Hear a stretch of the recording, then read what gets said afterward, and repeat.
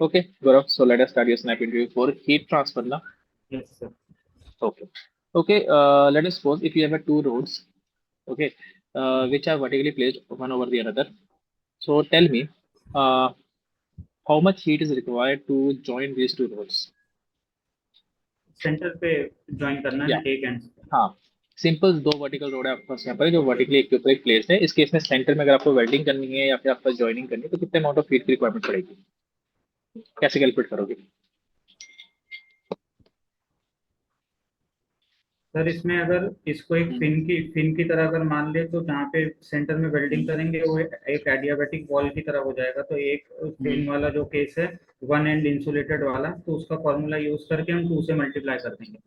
मतलब डायमेंशंस वगैरह सब हमारे पास हम्म, होंगी, तो वो फिन का वो फॉर्मूला यूज करके हम 2 से हम्म। मल्टीप्लाई कर देंगे। ठीक है। अच्छा, आपके पास लेटर सपोज यहाँ पे अगर मेरे पास एक फिन है, ठीक है, हम्म हम्म अज्यूम कर रहे हैं फिन का, आप कुछ भी यहाँ पे क्रॉस सेक्शन एरिया आप अज्यूम कर सकते हो, ठीक है, hmm it's up to your choice.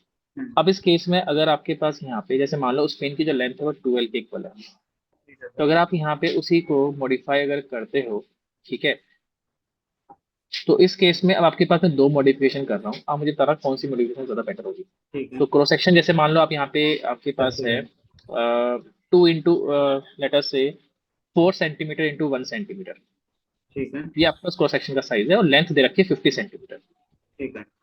Okay. So first configuration में आप यहाँ पे क्या कर रहे हो कि आपके पास लेंथ 50 सेंटीमीटर है और जो क्रॉस सेक्शन है मेरे पास वो 4 इंटू 0.5 का है, और आपके पास फोर दो इंटू फिन्स जीरो है, पॉइंट फाइव ओके। और आपके पास दो फिन्स है, यही ठीक है, ये यही फर्स्ट। 50 सेंटीमीटर और 4 इंटू 0.5 की 2 पिन है। हाँ, ओके। तो ओके। आपके पास ये फर्स्ट कॉन्फ़िगरेशन है। सेकंड कॉन्फ़िगरेशन में आप यहाँ पे क्या कर रहे हो, लेंथ आपके पास हाफ है, twenty length five 25, centimetre length 25 centimetre है, और आपके पास यहाँ पे जो क्रॉस सेक्शनल एरिया 4 इंटू 1 का है, 4 इंटू 1 है। 4 इंटू 1, 4 इंटू 1, और दो फिन्स आपके पास है, ओके। ठीक है। अब मुझे बताओ इन तीनों की तीनों कॉन्फ़िगरेशन में जो तीन डायग्राम्स आपके बने होंगे, इसमें कौन सी ज्यादा बेटर थी, कौन सी कॉन्फ़िगरेशन ज्यादा बेटर होगी for the heat dissipation? Sir पहला वाला कॉन्फ़िगरेशन 50 सेंटीमीटर और 4 into 1 centimetre cross section. Okay. और सिर्फ only one fin is there, only one. Okay. Okay. Second में आपके पास दो फिन है, लेंथ सेम है, थिकनेस हाफ है। थर्ड में लेंथ हाफ है और दो फिन्स है, और आपके पास area of cross section same.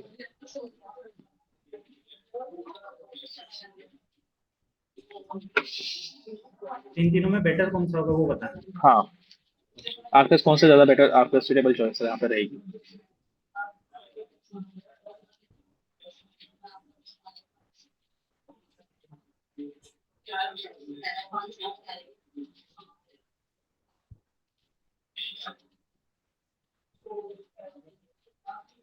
Sir तो अगर पहले मुझे किसी को एलिमिनेट करना है तो मतलब पहले मैं देखूंगा कि पेरीमीटर कौन सी फिल्म ज्यादा दे रही है। तो अगर हम बात करते हैं कि 50 सेंटीमीटर और 50 सेंटीमीटर लेंथ और 4 सेंटीमीटर इंटू 1 सेंटीमीटर, और 25 सेंटीमीटर लेंथ और 4 इंटू 1 सेंटीमीटर, तो यहाँ पे अगर इन दोनों में कंपैरिजन किए तो 25 सेंटीमीटर के दो फिन्स लगाना ज़्यादा बेटर होगा। बिकॉज मतलब अगर हम देखें अगर बेस से फिन कम मतलब अगर कनेक्टेड है तो उसमें हम देखते हैं कि मैक्सिमम हीट ट्रांसफर बेस के आसपास ही हो जाएगा, क्योंकि आगे टेम्परेचर ग्रेडियंट बहुत कम रहेगा। तो इसलिए मतलब ये 50 सेंटीमीटर का जो एक ही फिन है 4 सेंटीमीटर इंटू 1 सेंटीमीटर, उससे बेटर तो है कि 25 सेंटीमीटर का दो फिन लगा देते हैं 4 इंटू 1 का। तो ये ठीक ये है। ये हो जाएगा। अब उसके बाद में जो पहला वाला केस, अब एक और जो केस है जिसमें 4 इंटू 0.5 सेंटीमीटर का है, तो उसमें देखते हैं तो पेरीमीटर भी कम ही है, क्योंकि 9 सेंटीमीटर का पेरीमीटर आ रहा है, और इसका पेरीमीटर जो 25 सेंटीमीटर के दो फिन है उसमें पेरीमीटर 10 सेंटीमीटर आ रहा है। और दूसरी बात इसमें भी वही केस आएगा कि एक बड़ी फिन लगाने से अच्छी हम पतली पतली दो छोटी फिन्स लगाते हैं। तो मुझे तो लगता है वैसे कि तो मुझे बोलो, लगता है 25 सेंटीमीटर और 4 इंटू 1 सेंटीमीटर क्रॉस सेक्शन के दो फिन्स लगाना सबसे ज्यादा बेटर रहता है। आपके पास वैसे बोला कौन सा ज्यादा बेटर है, थर्ड केस ज्यादा बेटर है? हाँ, ये 25 सेंटीमीटर लेंथ और 4 इंटू 1 सेंटीमीटर क्रॉस सेक्शन के दो फिन्स। तो ये सबसे बेटर रहेगा out of this three configuration, ये कह यस। रहे हो आप? यस ठीक है। सर। अच्छा, आपके पास विंड डिस्प्लेसमेंट लो एक्सप्लेन करो जरा आपके पास कौन ग्राफिकली। कौन सा सर? विंड डिस्प्लेसमेंट लो। Okay okay okay.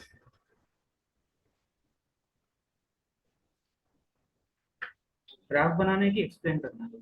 हाँ, एक्सप्लेन करो आपके पास यहाँ पे ग्राफिकली एक्सप्लेन करो, तो ग्राफ भी शो करना मुझे। यस।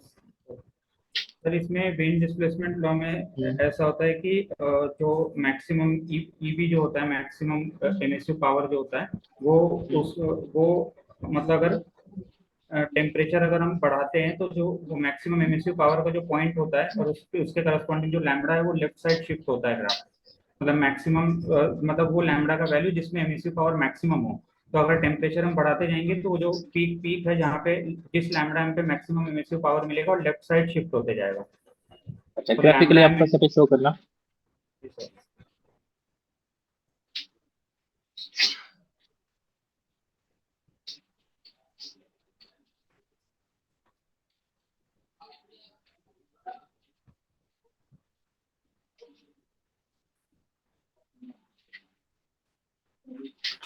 सर ये है, यहाँ पे अगर हम देखेंगे तो T3 बड़ा है, T2 उससे छोटा है, T1 उससे छोटा है, तो जो ग्राफ ग्राफ है आपका गलत है, ये ग्राफ आपका गलत है, ये ग्राफ सही नहीं है।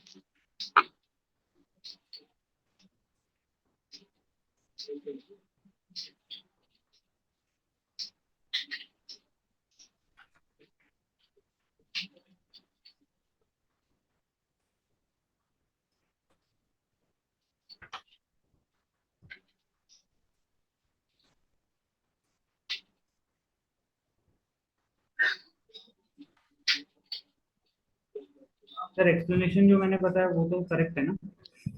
वो करेक्ट है, लेकिन आपके पास अप टू जैसे प्रॉपर जैसे होनी चाहिए वो प्रॉपर नहीं है, उसमें हल्की सी कुछ कमी है।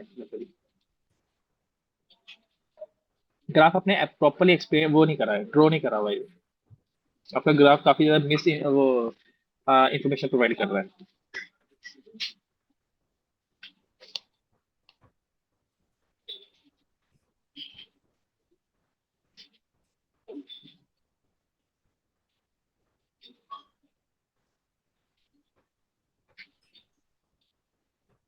इसमें ये भी एक रिलेशन होता है कि lambda M into T is equal to 2898 micrometre kelvin. वो ठीक है, लेकिन आपके पास यहाँ पे ग्राफिकली मुझे एक्सप्लेन करो, आपके पास ग्राफिकली ग्राफ में शो ड्रॉ करके मुझे एक्सप्लेन करो विंड डिस्प्लेसमेंट लो का।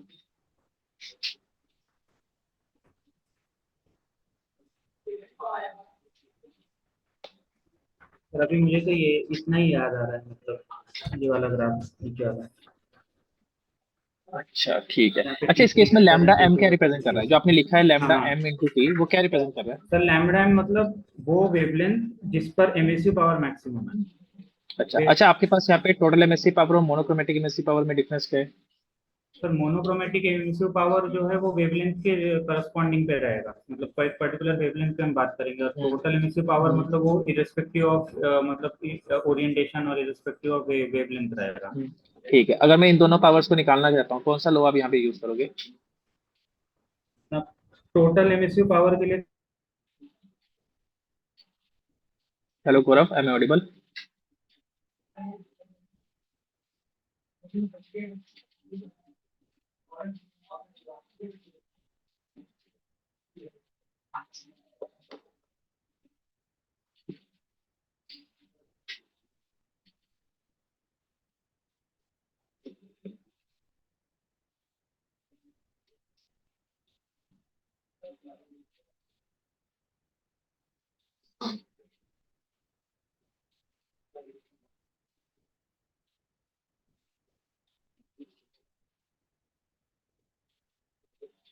Hello Gaurav, am audible to you? Your screen is not visible. हाँ, अनम्यूट करो अपने आप को। हाँ। Yes sir. आ- आप बताओ, आपके पास यहाँ पे मोनोक्रोमेटिक और आपका टोटल एमएससी पावर कैसे कैलकुलेट करेंगे? सर टोटल एमिसिव पावर तो हम स्टीफन बोल्ट्जमैन लॉ से कैलकुलेट कर सकते हैं। अच्छा, Stefan total Boltzmann law emissive, explain करो। Stefan Boltzmann law black body के लिए वैलिड होता है, जहाँ पे बोलते हैं कि टोटल एमिसिव पावर जो होता है वो directly proportional to the fourth power of absolute temperature होता है।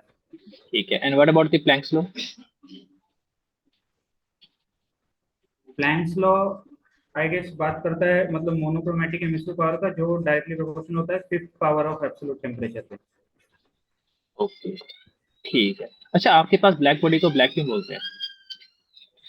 सर पहला रीजन तो ये है कि जरूरी नहीं है कि हर ब्लैक बॉडी को ब्लैक बोलने के लिए उसका कलर ब्लैक होना चाहिए, और दूसरी बात वो एक परफेक्ट एब्जॉर्बर होती है, मतलब जितनी भी इंसिडेंट रेडिएशन उसके ऊपर आएगी तो वो सब कुछ एब्जॉर्ब कर लेती है।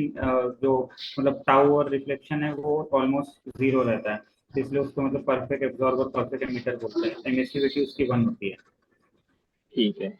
लेट अस सपोज अगर आपके पास यहाँ पे एक बिल्डिंग है, ठीक है ना, हम्म। और बिल्डिंग का जो आउटसाइड टेम्परेचर है, मतलब आउटसाइड जो एयर एम्बिएंट टेम्परेचर है वो काफी ज्यादा है। ओके। उस केस में अगर आपके पास हमें यहाँ पर एमबी सॉरी फ्री कन्वेक्शन अगर हीट ट्रांसफर करवाना है, ठीक है, फ्री आपके पास यहाँ पे कन्वेक्शन हीट ट्रांसफर करवाना है, तो उसके लिए बिल्डिंग की लेंथ क्या होनी चाहिए? मतलब एम्बियंट एयर टेम्परेचर बहुत ज्यादा है। एम्बिएंट एयर आपके पास टेम्परेचर आप नॉर्मल जैसे है तो लेट अस सपोज 30 या 40 डिग्री सेल्सियस है। तो इस हाँ। केस में अगर आपके पास यहाँ पर फ्री कन्वेक्शन के थ्रू आपको हीट ट्रांसफर करवाना है from the building to the ambient air, ठीक है, हम्म। तो उस केस हम्म। में बिल्डिंग की लेंथ क्या होगी, क्या होनी चाहिए?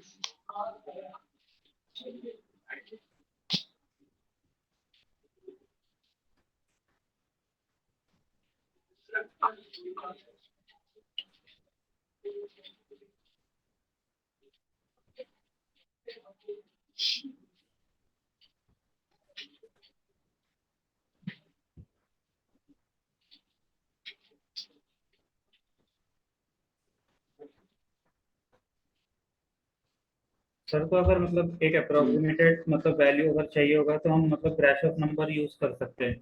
इससे हमें पता होगा कि बिल्डिंग का सरफेस टेम्परेचर कितना है और एयर का टेम्परेचर कितना है, तो हम इससे बीटा निकाल लेंगे।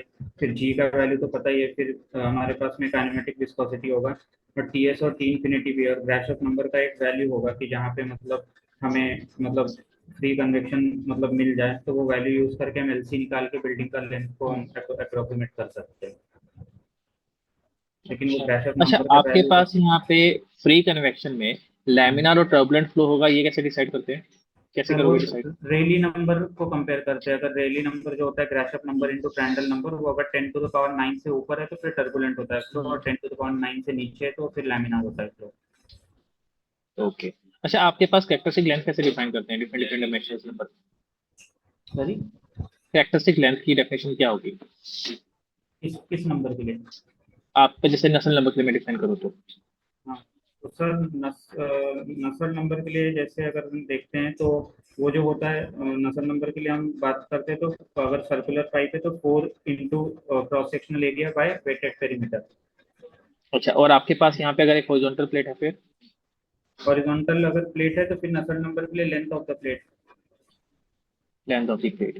लेट अस सपोज अगर आपके पास यहाँ पे एक हॉरिजॉन्टल प्लेट है जिसके ऊपर फ्री कन्वेक्शन हीट ट्रांसफर हो रहा है, ठीक ओके। है, तो उस केस में आपके पास कैरेक्टरिस्टिक लेंथ क्या होगी? हॉरिजॉन्टल प्लेट है जिसमें फ्री कन्वेक्शन हो रहा है। हाँ। हाँ, तो उस केस में आपके पास यहाँ पे कैरेक्टरिस्टिक लेंथ की वैल्यू क्या होगी? हॉरिजॉन्टल प्लेट है, प्लेट का लेंथ सर, हॉरिजॉन्टल है। प्लेट की लेंथ श्योर हो? ठीक है शायद नहीं एक आपके पास यहाँ पे कन्वेक्शन करंट्स जरा शो करो जरा, वर्टिकल हॉरिजॉन्टल प्लेट के ऊपर convection currents, free convection, free sorry convection sir, के सर थ्रू। उसका थिकनेस होगा, शायद थिकनेस होगा क्योंकि मतलब पैरेलल होता है वो। वर्टिकल में शोरूम में कि वो मतलब पैरेलल होता है, मतलब जिस तरह से बायंसी की वजह से ऊपर एयर उठेगी तो वो जो ग्लाइड करेगी एयर जिस सरफेस पे वो होता है। तो वर्टिकल के लिए अगर हम ऐसे प्लेट करते हैं तो ये वाला लेंथ होगा। और ओके, वो तो हॉरिजॉन्टल ठीक है। हॉरिजॉन्टल के लिए? हॉरिजॉन्टल के लिए मतलब हम्म, होगा तो करंट्स तो ऐसे ऊपर ही उठेंगे यहाँ से, मतलब डेंसिटी डिफरेंस आएगा, यहाँ की एयर गर्म होगी ऊपर जाएगी, ठंडी हवा वहां पे ओके। वापस आएगी। Okay. Okay Gaurav, let me provide my feedback. देखो आपके पास यहाँ पे ऑलमोस्ट आपने जो आंसर्स प्रोवाइड करे ठीक है, ठीक है, बस एक चीज का ध्यान रखना, एक्सप्लेनेशन जो है थी ना, उसमें थोड़ी सी इंप्रूवमेंट की रिक्वायरमेंट है, उसमें रिक्वायर्ड है। जैसे जब मैंने सबसे स्टार्टिंग क्वेश्चन पूछा था फिन्स के रिगार्डिंग, उसमें जो आपने मुझे एक्सप्लेन करा था एक्सप्लेनेशन, ठीक है ना, उसको थोड़ा आप और ज्यादा इंप्रूव करो यहाँ पे मैथमेटिकल कैलकुलेशन के थ्रू, या आप किस बेसिस में कह रहे हो कि कौन सी कंफ्यूजन ज्यादा बेटर होगी। वो सेकंड, जब मैंने आपसे पूछा था विंड डिस्प्लेसमेंट लो के रिगार्डिंग, तो उसमें ध्यान रखना किसी बॉडी के पास अगर टेम्परेचर है, ठीक है ना, तो उसमें एक्चुअली में हो क्या रहा है। अगर आप एक वेवलेंथ का वेरिएशन देखोगे तो वेवलेंथ कैसे वेरी करती है, एनर्जी को आपके पास कांस्टेंट टेम्परेचर पे जैसे जैसे वेवलेंथ इंक्रीज होगी सबसे पहले एनर्जी इंक्रीज करती है। ओके। आपका जो ग्राफ था ना वो अपोजिट चल रहा था, आपके पास यहाँ पे वेवलेंथ इंक्रीज कर रहे हो ना, तो आपके पास एनर्जी कम होती जा रही है आपके ग्राफ में। आपका ग्राफ उल्टा बन रहा है थोड़ा सा, वो सही नहीं बन रहा था। मतलब आपके पास जस्ट वेट अ मिनट, मैं पूरा शो करता हूँ एक मिनट को। आपके पास यहाँ पे कांस्टेंट टेम्परेचर पे अगर वेवलेंथ इंक्रीज होगा तो एमिसिव पावर इंक्रीज होता जस्ट है ऐसा। Just wait a minute, just wait a minute. आपको मेरी स्क्रीन विजिबल है? यस सर, लोड हो रहा है। इसमें अगर क्लियरली बन जाता है तो मैं आपको दिखा देता हूँ कैसे बनेगा वो। तो जैसे कि आपके पास यहाँ पे अभी ये एक मुझे सिंपल सा मैं ग्राफ, लोडिंग और व्हाइट बोर्ड ही बता रहा है, ड्राइंग नहीं दिख रही है कुछ अभी। आपका शायद नेट में थोड़ा सा वीक होगा, उस वजह हाँ से अभी ऐसा हो दिख रहा रहा है। है, बोल्ड। हाँ, हाँ अभी तो इस दिख रहा केस है। में देखना आपके पास यहाँ पे। अच्छा, सबसे पहले मुझे बताओ वेवलेंथ कैसे वेरी करेगी, कहाँ से कहाँ तक वेरी करेगी? वेवलेंथ का वेरिएशन कहाँ से कहाँ आना चाहिए, क्या लगता है? Hello. Yes sir, yes sir. हाँ, मैं आपसे मतलब पूछ रहा हूँ कि क्वेश्चन नहीं आपके पास समझा जो सर, वेवलेंथ का। आपके पास अगर किसी बॉडी के पास टेम्परेचर है, ठीक है, तो वहां जी से वो सर, जी रेडिएशन को सर। एमिट करेगा डिफरेंट डिफरेंट वेवलेंथ हाँ की। हाँ मेरा हाँ। क्वेश्चन है कि आपके पास वहाँ जो वेरिएशन आएगा वेवलेंथ का वो कहाँ से कहाँ तक होगा? सर वो जो थर्मल माइनस रेडिएशन। इन्फिनिटी से प्लस इन्फिनिटी तक, आपके पास जीरो से प्लस इन्फिनिटी तक, ठीक है, या फिर आपके पास एक पर्टिकुलर रेंज होगी, जैसे कि आपके पास 1 माइक्रोन से सर आपके थर्मल पास थर्मल 8। रेडिएशन की रेंज होगी जो है। देखो ऐसा कभी नहीं होता, ठीक है ना। ओके। आपके पास जो रेडिएशन की जो रेंज माइनस आपके पास यहाँ इंफिनिटी पे टू होगी इंफिनिटी। वो जीरो से लेके प्लस इन्फिनिटी तक आपके पास लाई कर सकती है। ठीक है, ओके। वेवलेंथ कभी नेगेटिव हो नहीं सकता, ठीक है ओके। ना। तो वेवलेंथ आपके पास हमेशा जीरो से स्टार्ट होगा और आपके पास ये इन्फिनिटी तक लाई कर सकता है। ओके। अब इस केस में आपके पास यहाँ पे अगर हम देखें एक कांस्टेंट टेम्परेचर पे जो वेरिएशन आएगा, सबसे पहले जीरो वेवलेंथ पे जीरो रेडिएशन आपके पास यहाँ पे निकलेगी। ठीक है, तो ये जो ग्राफ है ये कुछ इस वे में आपके पास यहाँ पे बनेगा। सबसे पहले वेवलेंथ जैसे जैसे आप इंक्रीज कर रहे हो एनर्जी लगातार इंक्रीज होगी, और एक हम्म। पॉइंट के बाद ये जो एनर्जी है फिर डिक्रीमेंट आपके पास करना शुरू करेगा यहाँ पे कुछ इस वे में। ओके। ठीक है, तो ये इस तरह का वेरिएशन आपके पास आता है। आप जो ग्राफ बना रहे हो वो कुछ इस वे में बना रहे थे ग्राफ, आपका ग्राफ बन रहा है कुछ इस वे में, अपोजिट ऐसे, जो एक सही हाँ नहीं है। हाँ। ठीक है, ऐसा कभी नहीं बनता, इसका थोड़ा सा ध्यान रखना। अब इस केस में अगर हम यहाँ पे देखें तो अगर अब आपके पास यहाँ पे अगर आप बात करोगे, मतलब साइड से साइड पीक आएगा। हाँ, अब आपके पास यहाँ पे जो आएगा ना, अब ये पीक हल्का सा ना, तो ये साइड से। टेम्परेचर डिक्रीज हो रहा है लगातार, अब हाँ। ये टेम्परेचर हम्म डिक्रीज हो रहा है आपके पास यहाँ पे। हम्म। तो इस केस में हुआ क्या, T1, T2, T3, तो जैसे जैसे टेम्परेचर को आप इंक्रीज कर रहे हो जो आपका पीक आ रहा है ना वो राइट की तरफ लेफ्ट की तरफ शिफ्ट लेफ्ट हो की रहा है। तरफ शिफ्ट हो रहा है। तो आपके पास यहाँ पे डॉटेड लाइन आपको देखने को मिलेगी केवल। तो हम्म। इस ढंग से ग्राफ बनता है, तो जितना ज्यादा हाई टेम्परेचर होगा उतना ज्यादा ये आपका यहाँ पे टूवर्ड लेफ्ट लेफ्ट की तरफ है। शिफ्ट होता जाएगा। तो इस ग्राफ को थोड़ा सा ध्यान रखना, ग्राफ बहुत इंपॉर्टेंट है। तो जब भी रिप्रेजेंटेशन करते हो ना थोड़ा ध्यान से इसकी रिप्रेजेंटेशन करना। ओके। ओके। यस और सर। जो बाकी क्वेश्चन है फ्री कन्वेक्शन के रिगार्डिंग उसमें आपके पास यहाँ पे ध्यान रखना, सबसे पहले तो उसमें ध्यान रखना कि आपके पास जो कैरेक्टरिस्टिक लेंथ है वो डिफरेंट डिफरेंट केसेस में क्या कैसे आप डिफाइन करते हो। जैसे कि अगर नसल नंबर की बात करें तो ये आपका डिफरेंट डिफरेंट केसेस के लिए डिफाइन होता है, फोर्स कन्वेक्शन, फ्री कन्वेक्शन। और आपके पास वहाँ पे अगर रेनॉल्ड नंबर का फंक्शन है तो ये जो कैरेक्टरिस्टिक लेंथ होगा वो 4 एरिया बाय पैरामीटर से डिफाइन करोगे। अगर आपके पास ग्रेसॉफ नंबर से रिलेटेड है, और अगर आपके पास यहाँ पे अगर हम बात करें हॉरिजॉन्टल है तो एरिया बाय पैरामीटर होगा। ठीक है, अगर ओके। आपके पास यहाँ पे वर्टिकल है तो आपके पास एल होगा। अगर बायोट नंबर की बात करें उसमें characteristic length D volume by by L. Area आपके पास यहाँ पे होगा। ठीक है, हम्म। तो डिफरेंट डिफरेंट आपके पास यहाँ पे क्राइटेरिया हम यूज करते हैं। ये ठीक है, ए बाय इसका पी थोड़ा भूल सा गया ध्यान था मैं। रखना है। हाँ, तो इसका थोड़ा सा ध्यान रखना आपके पास यहाँ पे। ओके, तो इन चीज़ों पे थोड़ा सा काम करो, बाकी ओवरऑल ठीक है वैसे। और थोड़ी सी जो वो दे रहे हो ना रीजन से प्रोवाइड कर रहे हो उस पर थोड़ा सा देखना, उसको थोड़ा इम्प्रूव करने की रिक्वायरमेंट है अभी। ओके, और कोई डाउट होगी आपको? सर ये पूछना था कि जैसे अभी एनपीसीआई, इसरो और बार्क ओसीएस बीजीएफएस तीनों से मुझे कॉल आया, तो मतलब तीनों का हम्म। प्रिपरेशन स्ट्रेटेजी ऑलमोस्ट सेम ही रहेगा ना? हाँ, ऑलमोस्ट सेम रहेगा, बार का थोड़ा डिटेल मिलता है उसमें आपके पास यहाँ पे। आपको मैथमेटिकल डेरिवेशन करना भी आना चाहिए, और उस केस में आपका थ्योरेटिकल क्वेश्चन को कम ही पूछते हैं। उनका मेन यही होता है आपसे सबसे पहले आपका इंट्यूशन चेक करना कि आप इंट्यूशन बेस पे कैसे आंसर दे रहे हो। सेकंड उनका रहता है कि आप जो आपने जो आंसर बोला इंट्यूशन बेसिस पे, ठीक है, उसको आप मैथमेटिकली जस्टिफाई कर पा रहे हो या नहीं कर पा रहे हो।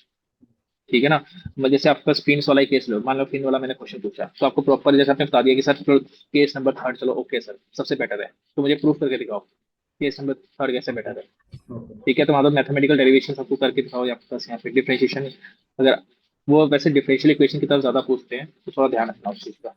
सर और मतलब अभी मैं इंट्रोपेरा से मतलब पढ़ रहा था बार के लिए बुक वगैरह की, मतलब कुछ उसमें तो वो ठीक है ना बुक, मतलब उससे रेफर कर सकते हैं ना हीट ट्रांसफर के लिए। इनक्रॉपरा की हो, इनक्रॉपरा की बुक बात कर रहे हो ना आप? Yes sir. ये इनक्रॉपरा वैसे ठीक है, कोई इशू नहीं है। हाँ ठीक है, वो बुक इशू नहीं है, लेकिन उसमें थोड़ा ध्यान रखना, आप हो सके तो सेंजिल को भी फॉलो करो, वो थोड़ी ज्यादा इजी है एज कम्पेयर टू इनक्रॉपरा। सर और वो ठीक है लोग ना? मतलब जो क्वेश्चंस हम्म। बनाते हैं भारत में, तो सर वो ऐसे लगते ही नहीं है कि ये कहीं से हम लोग देख के आए हैं या कुछ भी नहीं है, मतलब एकदम हाँ उनके एक्चुअली बहुत में ना अलग वो, रहते हैं। एक्चुअली में वो आपके पास यहाँ पे ना कोई भी इंट्यूशन बेस्ड क्वेश्चन पूछ लेंगे। अब उसका एक पर्टिकुलर आंसर नहीं होगा, क्योंकि कोई भी आंसर आप दे रहे हो टेक्निकल में तो सबसे पहले आपको अजम्पशंस डिफाइन करनी पड़ेगी। तो अगर आप पहले की अजम्पशंस डिफाइन कर रहे हो वहाँ पे, तो उसके बाद अगर आंसर प्रोवाइड होगा तो ज़्यादा ठीक रहेगा। अगर आपने अजम्पशंस डिफाइन नहीं करी, तो उनके दिमाग में क्या अजम्पशन चल रही है, आपके दिमाग में क्या अजम्पशन चल रही है, कभी आंसर मैच ही नहीं करेंगे। ठीक है ना? तो इसका थोड़ा सा ध्यान रखना। सर तो और जब भी कोई जैसे आंसर। और जैसे थर्मोडायनेमिक्स में वो लोग मतलब पिस्टन सिलेंडर अरेंजमेंट में प्रोसेसेस बहुत सारी मतलब पूछते हैं हाँ कि ये तो कर आपके पास दिया वो कर ग्राफिक, दिया। हाँ हाँ। ग्राफिकली वो ज़्यादा आपके पास यहाँ पे चेक देखते हैं, ग्राफिकली आप वेरिएशन कर पा रहे हो कि नहीं। तो ग्राफ अगर प्लॉट कर रहे हो तो उसके किस डिफरेंशियल इक्वेशन के बेसिस पे आप कह रहे हो। तो सर ये सब का मतलब कहाँ से मतलब सोर्स मिलेगा, ये सब पढ़ के जाना पड़ेगा ना पहले से, वहां पे एकदम से ये दिमाग ऐसा लगा नहीं है पढ़ना। यार, इसके लिए आप सिर्फ इतना कर सकते हो, जैसे आप इनप्रॉपर जैसे आपने बात करी ना हीट ट्रांसफर, वहां पे कोई ऐसे क्वेश्चंस आप देखो जहाँ पे डिफरेंशियल इक्वेशंस हम यहाँ पे बना रहे हो, तो वो ज्यादा बेटर रहेगा। थर्मोडायनिक्स में भी अगर आपके पास यहाँ पे जैसे वो देखोगे ना, तो वो मेजोरिटी में ग्राफ जो प्लॉट करवाते हैं टाइम के बेसिस पे करवाते हैं। यस ठीक है, यस तो हाँ। उसके लिए अनस्टेडी का वेरिएशन आपको पता होना चाहिए। हम्म। तो अनस्टेडी प्रोसेसेस के रिगार्डिंग अगर आपको यहाँ पे क्वेश्चंस मिलते हैं, ठीक है ना, तो उसको जरूर गो थ्रू करना आपके पास यहाँ पे, चाहे वो सेंजल से करो। ठीक है, पीके नाम में तो चलो आपको मिलेंगे नहीं, सेंजल बुक में मिल सकते हैं। ठीक है, और इसके अलावा आपको मैं थोड़ा बुक बताता हूँ, 2 मिनट रुकना जरा।